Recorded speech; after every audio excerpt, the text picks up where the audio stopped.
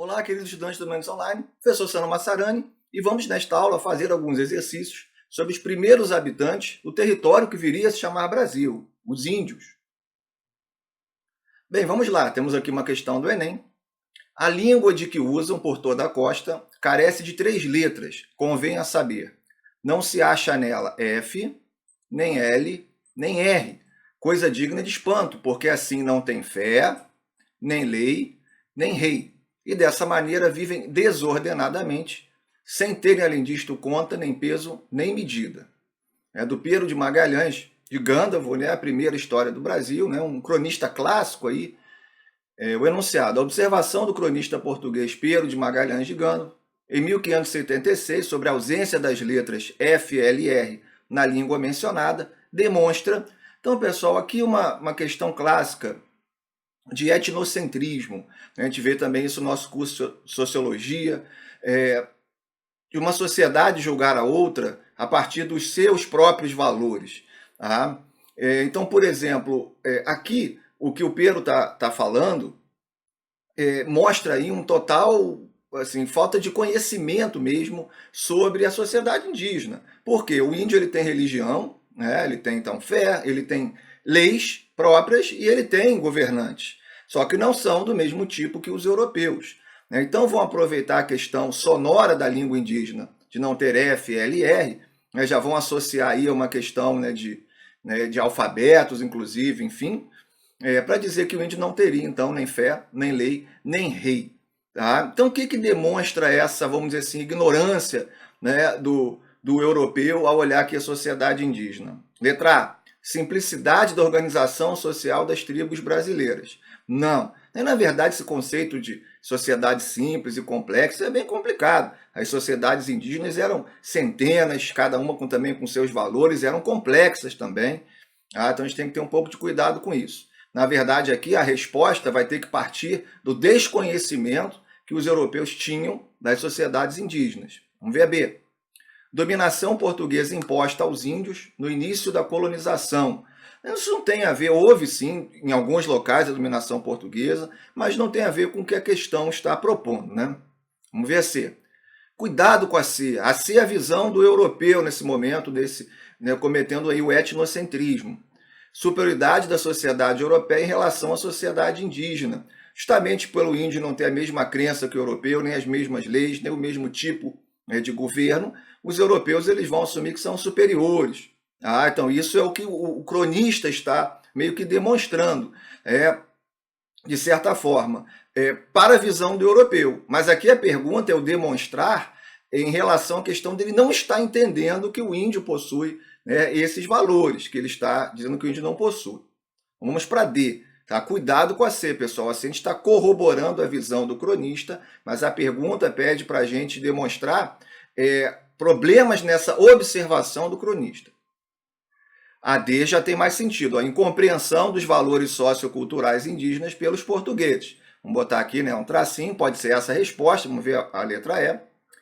Dificuldade experimentada pelos portugueses no aprendizado da língua nativa. Não, aqui não está tentando aprender a língua nativa, nem está tentando fazer um esforço também para entender um pouco a sociedade indígena. Então seria a letra D, ou seja, a incompreensão, desconhecimento dos valores socioculturais indígenas. Isso está demonstrando. Por quê? Olha, já que não tem a mesma fé que eu, não tem as mesmas leis, nem o mesmo governo, então ele não tem fé, nem lei, nem rei. Então essa foi o tom da questão. Então a letra D. Vamos para a próxima. Também aqui do Enem, uma questão bem difícil, essa das mais difíceis sobre povos indígenas. A gente aprende também com as questões difíceis, lógico. Os vestígios dos povos Tupi-Guarani encontram-se desde as Missões e o Rio da Prata ao sul até o Nordeste, com algumas ocorrências ainda mal conhecidas no sul da Amazônia.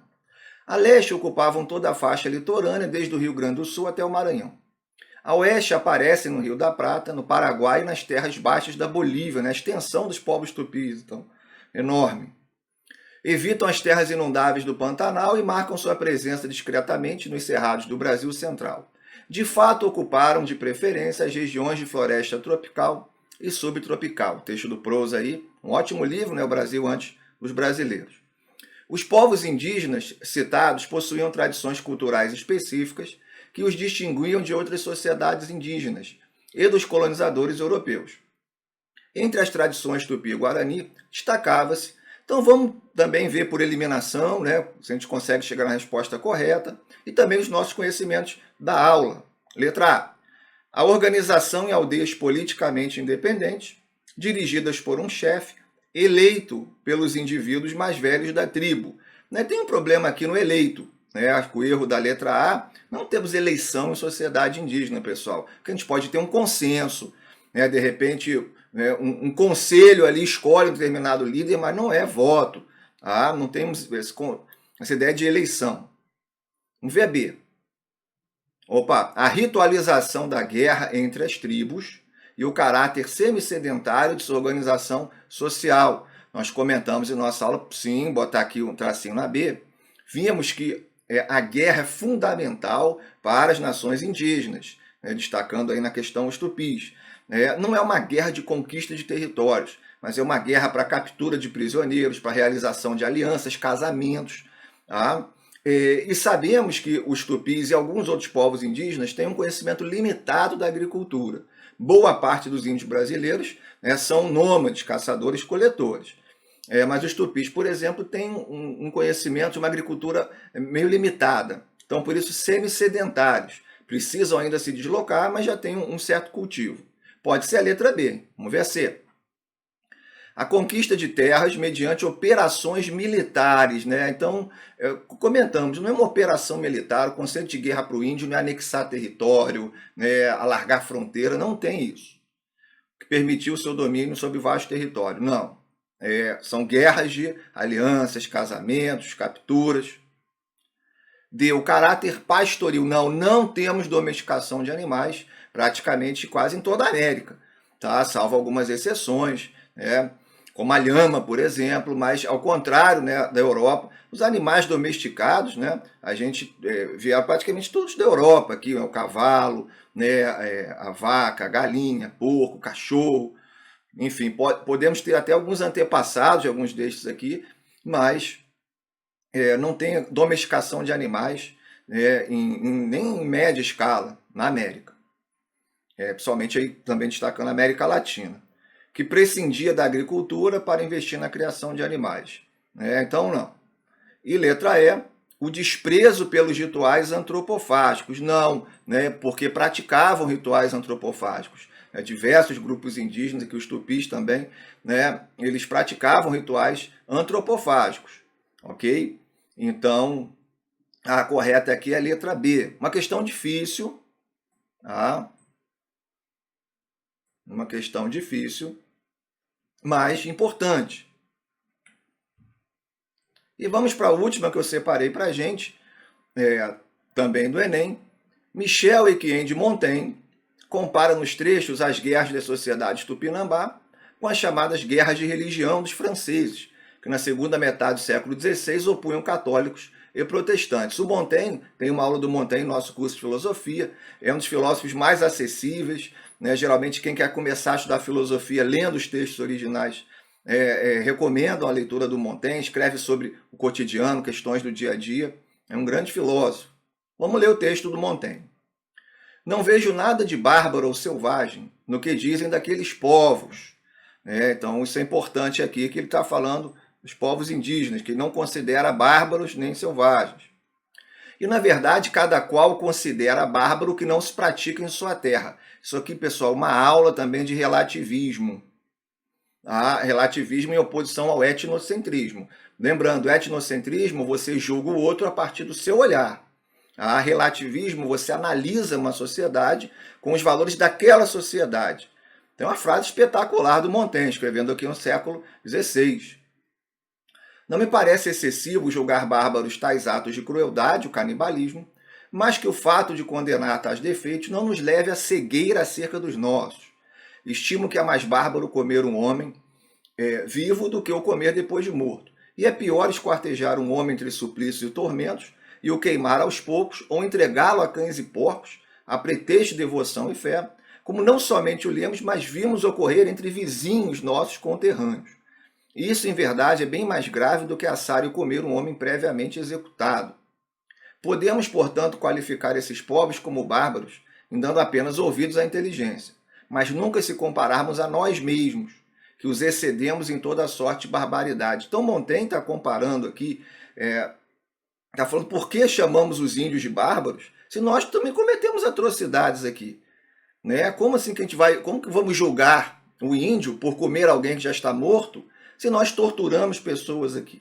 Né? Se nós esfolamos pessoas vivas ainda, trazendo suplícios nas nossas guerras. Né? Então, não há como nós julgarmos o outro. Ok? Então, vamos lá. De acordo com o texto, pode-se afirmar que, para Montaigne, letra a ideia de relativismo cultural baseia-se na hipótese da origem única do gênero humano, na origem diversa, e da sua religião. Essa questão também puxa um pouco para a sociologia, parte da filosofia interessante. É a dicotomia relativismo-etnocentrismo. Então, o relativismo cultural baseia-se na hipótese da humanidade ser diversa. Então, temos que analisar cada grupo a partir dos valores daquele grupo, o que representa para aquele grupo. Vamos ver a B. A diferença de costumes não constitui um critério válido para julgar as diferentes sociedades. Sim, é o que o Montaigne está falando. Né? O índio ele tem um costume diferente, de comer a pessoa morta. Então, mas não devemos julgar os índios, porque nós temos também de alguns valores aqui que, olhando, podem ser mais bárbaros, que é o de torturar as pessoas vivas. Não é isso? Então, não constitui um critério válido você julgar o outro por ter costumes diferentes. Isso dentro da visão do Montaigne, é o que ele está falando no texto, né? Essa é uma questão, pessoal, interpretativa. A resposta está no texto. Não precisa saber do Montaigne, não precisa saber de antemão. Né? Temos que ter aqui uma boa leitura de texto, um bom conhecimento de interpretação de textos. Essa é uma questão interpretativa. C. Os indígenas são mais bárbaros do que os europeus, pois não conhecem a virtude cristã da piedade. Não, esse é um discurso até europeu. Né? O Montaigne está dizendo que não, eles não são... Né, não vejo nada de bárbaro ou selvagem, é o que ele diz, né?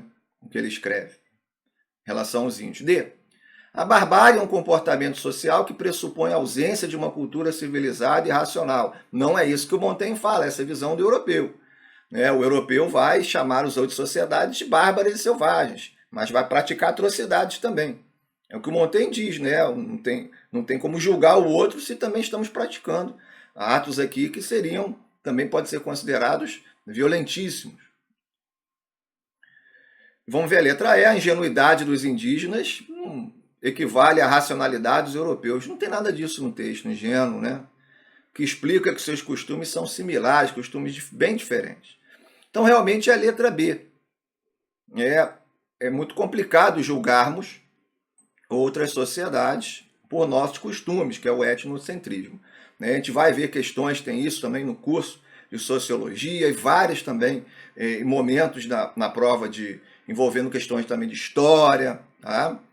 Bem, pessoal, então eu trouxe aqui essas 3 questões para a gente ter uma ideia de como tem caído nas provas, principalmente aí também questões do Enem, sobre como tem caído os primeiros habitantes do Brasil. Ok? Espero que vocês tenham aprendido bastante. Bons estudos e até a próxima.